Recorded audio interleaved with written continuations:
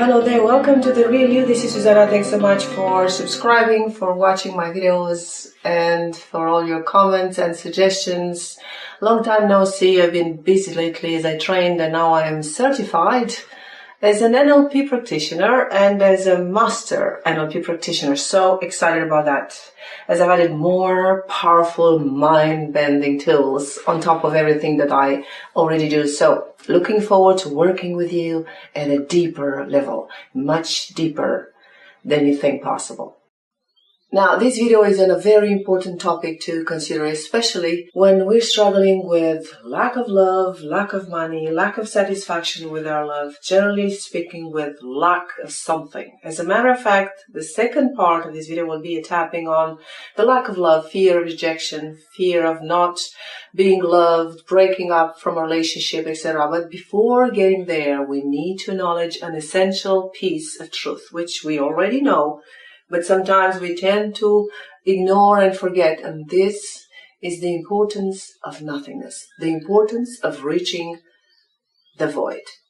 And what does this have to do with anything? Don't worry, as you're listening to this recording, things will get more and more clear. And as you notice, by the end of the video, there'll be a shift in your perception, which will have a major impact on your life. So what is this void? Why do we need to reach it, and how can we reach it? Now, perhaps some of you came across this topic, and perhaps you already know what I mean by that. The void scares our conscious mind, as our conscious mind functions only through concepts and definitions.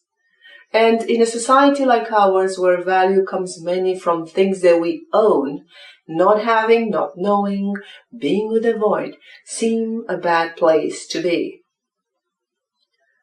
We may believe that the void may be something which separates us from life, like death or not being. However, if we are to remain objective and truthful in observing life, the void is that which allows everything to come forth into existence.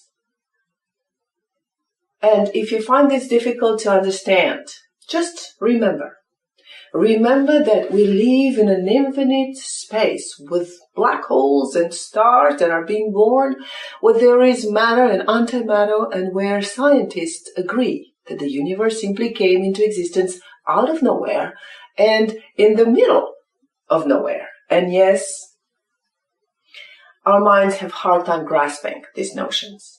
But this is the cool part, that each time our mind reaches this border, it is forced to expand more and more and more.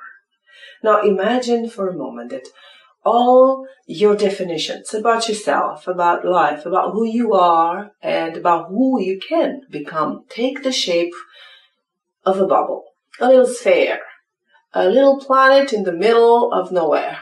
And so because of these definitions, you have the impression, and listen carefully, only the impression, that your sense of self is confined within this bubble, that you are within and inside these borders. In reality, you are the inside and the outside. You are the whole thing. Now, when we want to add more to our lives, it is obvious that we need to expand our awareness. We need to expand this inner space. As the more space we create, more we can add. So when and how do we reach the void? What happens is that when we break through a limitation, when we force our minds out of its habitual thinking, we kind of crack a little bit through this external crust, and we could have for a few moments, for a brief moment, if we are aware enough, a short glimpse of that no shape, no thought, no definition area, where everything is just a potentiality. Now, the most common misunderstandings that we may have about this nothingness, and we can correct them right away, are the following. One, that their nothingness is somehow the end of existence, and that once we reach it, we're stuck there forever. And two, that it is painful. that this void is some sort of negative, slushy, yucky, heavy, depressive feeling. So let's sort this out once and for all. Let's correct these misunderstandings. And let's start with the first one, that nothing is actually an end. Now, do you believe that at the end there'll be nothing? Because what scares us the most, isn't it, is that life will inevitably push us towards that place of nothingness, a void, where everything just ceases to exist. So when we lose something, or we are about to lose something, or that we fear that we're going to lose something, our worst fear is that we'll reach an end and that there'll be nothing. And that nothing is the end. And regardless of what your conscious mind may believe, at a certain level, a deeper level, you know that there is no end. And that nothing is actually the source of existence. And it contains, beyond definition, the seeds of possibilities of everything. And you see, nothing and something cannot exist without each other. If nothing didn't exist, then something will have no meaning. And if you assume that there is only something, then how would you know that there was something if there was no nothing? Something and nothing are the two sides of the same coin. Furthermore, there is no real existence or expansion without the void, as something can grow and expand only within that space. Now picture that for a moment. Imagine that there was no nothing, and that your bubble was containing something else, which was containing to something else. And could you expand it? Could you make it grow? So in order to have something, we need to reach the nothingness from which that something can emerge. And of course, we are not doomed to stay in that nothingness through the eternity, although that's humankind's worst nightmare. Being with the void, sitting with not knowing and with no having, or being in that silence, means allowing yourself to plunge with awareness, and only temporarily, in that space of no definition, just enough so that you can expand yourself. Now, just allow this to sink in. You already know all that. The other than your conscious mind is already processing this now as we speak, allowing all these notions to materialize in your daily life in the most wonderful way. And now let's move to point number 2. You know, this void is not at all what you imagine it to be. We tend to associate this nothingness with depression and depressive thoughts. People often describe their depression as a void in their heart or as an emptiness. In fact, that is not an emptiness. It is something. It is a negative state. A state that is filled with thoughts, is felt through sensations, and is fed by beliefs. So there is a little confusion there. A depressive state is not nothingness. And nothingness is not depression.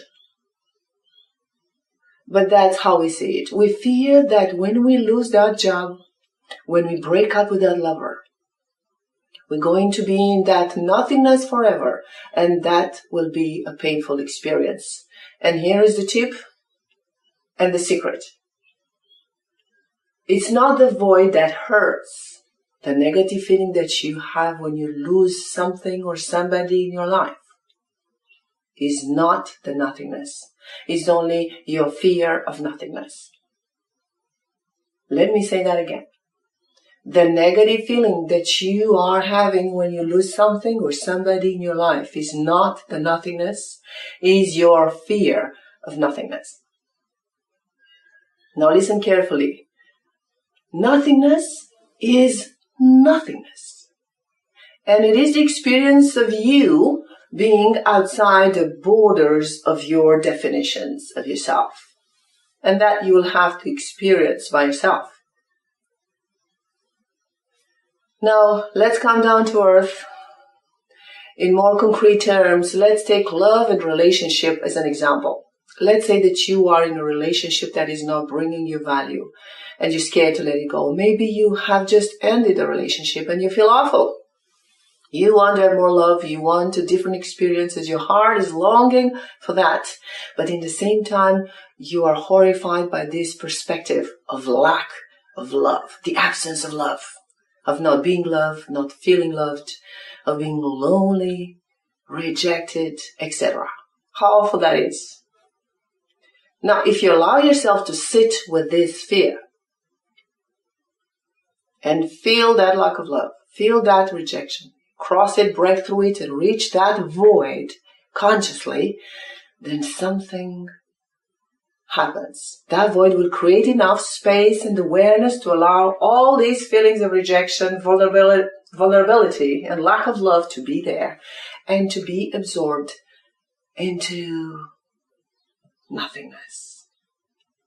So, for those of you out there who have finished a relationship, or you're about to end a relationship, or you feel down, rejected, lonely, and you feel that nobody will ever love you again, I want to remind you what you already know, that there is no end to love. The only thing that you have to do is to break through the fear. My next video will be a tapping session precisely on this subject, so please stay tuned. Meanwhile, if you want to have a real breakthrough, have a chat with that void, contact me and book an appointment or a series of appointments at info@ayurvedafrance.com. Thanks again for watching, and I'll see you soon.